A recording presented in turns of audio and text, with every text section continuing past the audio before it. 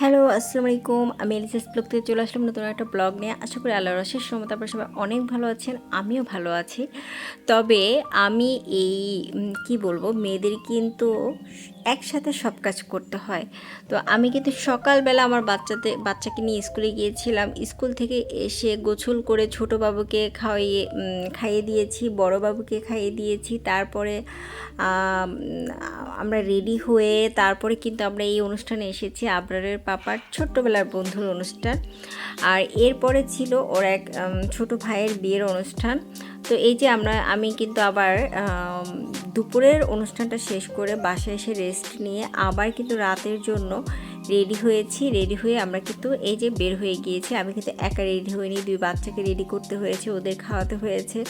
সব কিছু মিলিয়ে আমার উপর দিয়ে অনেক ঝড় যাচ্ছে সব কিছু পরিপাটি করে করার জন্য আসলে।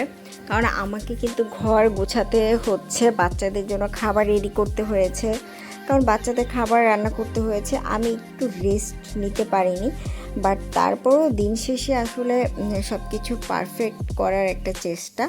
তো এই যে আমার আবরার বাবু প্লে করছে, আমার আহনা বাবু ছিল কোলে। তো এই যে আমরা অনেক মজা করেছি, আমার বাচ্চাটা খুবই মজা করেছে, একটু লাফালাফি ছোটাছুটি দৌড়াদৌড়ি করছিল। আমরা খেয়ে নিয়েছি, সেটা আপনাদের সাথে তো দেখালামই। তো এই যে এখানে আসলে বিয়েবাড়ি মানে অনেক মানুষের সাথে দেখা হওয়া, কথা বলা, খুবই ভালো সময় কেটেছে। আবরারের পাপার তো মানে আমার তো শ্বশুরবাড়ির এলাকা, আর ওর তো সব বন্ধু, সবাই ওর পরিচিত, সবার সাথে দেখা হচ্ছিল। খুবই ভালো একটা সময় কেটেছে ওর, আর আমি তো জাস্ট ওর পাশে ছিলাম। তো এই যে আমাদের কিছু মানে কিছু মুহূর্ত, কিছু ছবিও আমরা তুলেছিলাম, সেটা আপনাদের সাথে শেয়ার করলাম।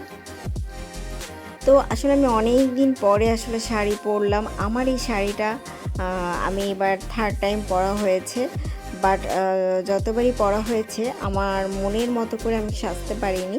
তো এবার আমি আমার মনের মতো করে সেজেছি, মানে আমার কাছে মনে হয়েছে যে পারফেক্ট হয়েছে। তো যাই হোক, এই শাড়িটা আমার বিয়ের পরেই কেনা ছিল। তো আমরা কিন্তু এরপরে আবার 300 ফিটের দিকে ঘুরতে গিয়েছিলাম। তো সব কিছু মিলিয়ে দিনটা খুব ভালো ছিল। তো আজকের মতো ব্লগটা এখানে শেষ করছি। আপনারা সবাই ভালো থাকবেন। যদি কোনো ভুল ত্রুটি করে থাকি ক্ষমা দৃষ্টিতে দেখবেন। তো আর অবশ্যই আমার ভিডিও দেখে যদি ভালো লাগে কমেন্ট করবেন। আর আল্লাহ হাফেজ।